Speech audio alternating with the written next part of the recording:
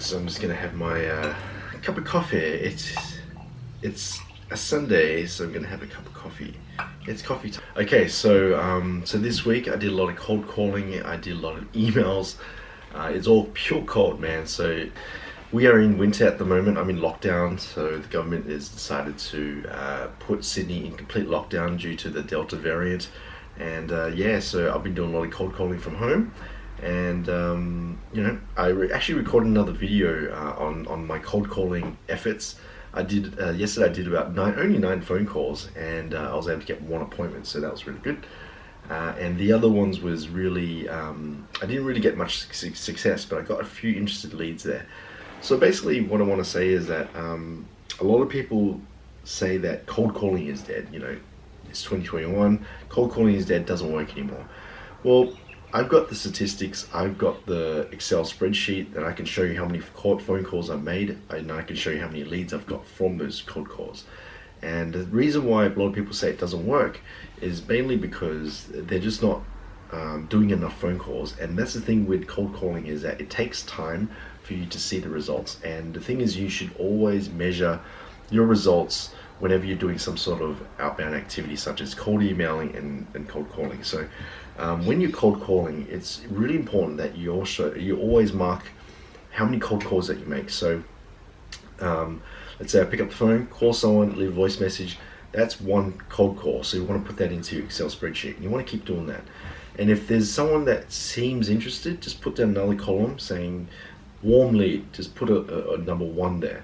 Okay, and if you do convert a lead to from a cold call to an appointment, that's a strong converted to an appointment. So at the end of the day, once you've done all your cold calls, you take that number from a converted appointment, divide that by the total amount of cold calls you make.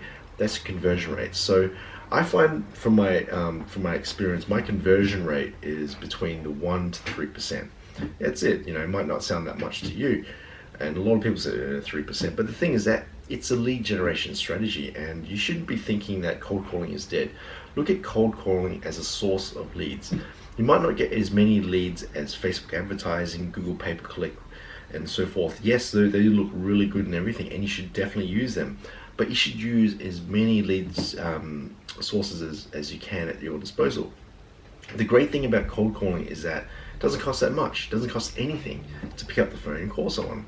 I only pay about $50 per month on my mobile phone bill. That's it, and I can make unlimited phone calls. So I've got a list of prospects, 100 people. Pick up the phone, call. It doesn't cost me anything, you know. And if I get 1 client from that, fantastic. I just picked up 10 grand, 20 grand, whatever it is. But the thing is, if I use Google pay-per-click, if I use Google AdWords, if I use Facebook advertising, you know, I could be spending thousands of dollars per month to get leads. Of course, they're inbound leads, but I am spending money, and therefore it takes away from that profit. So cold calling is not dead. It does work, and I highly encourage you to try to do aim for 30 phone calls today. You know, just make the phone calls, make 30 phone calls, and if you crash and burn, you crash and burn.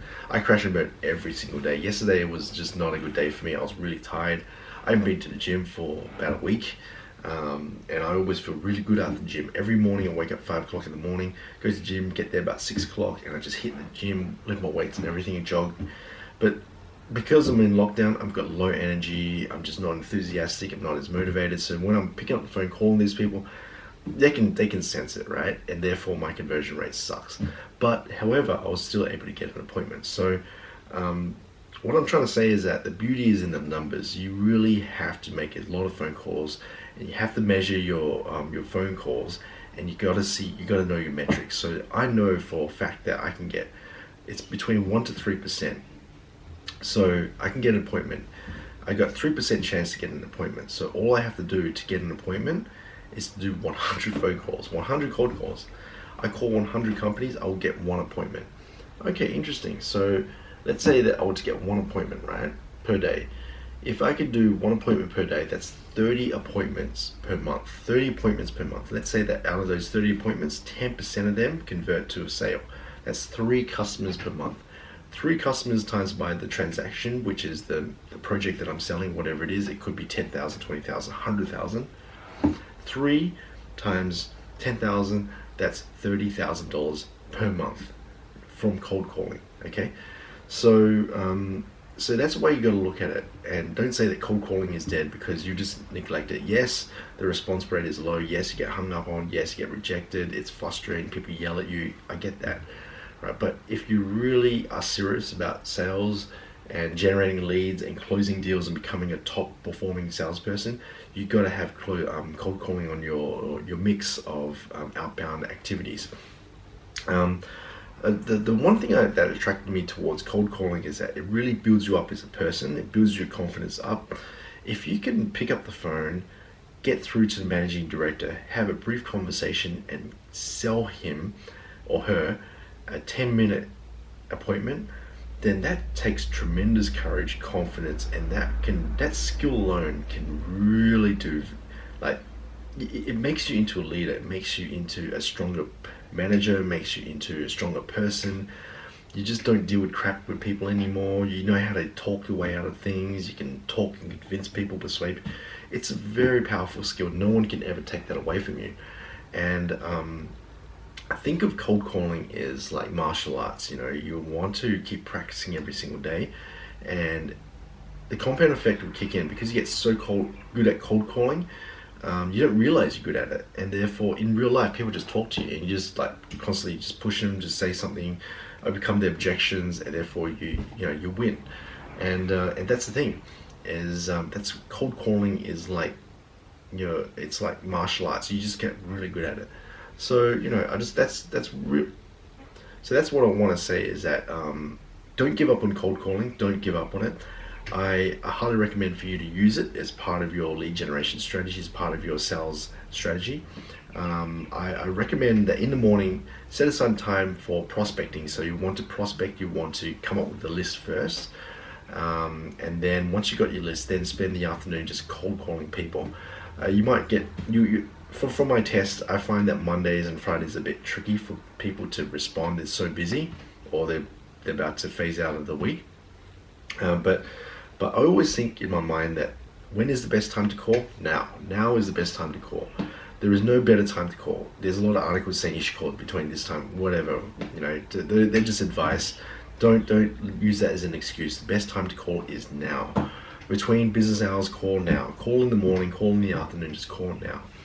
And then another trick I want to show you is this. So on this piece of paper, I have this piece of paper on my desk every time I make a cold call. So it says the word next. Next. So this reminds me that whenever you make a phone call and someone rejects you, says no, not interested, I'm married, or just joking, or whatever it is, right? You want to say next. Yeah, just say next. I'm not interested. Okay, no problem at all. Thank you for your time.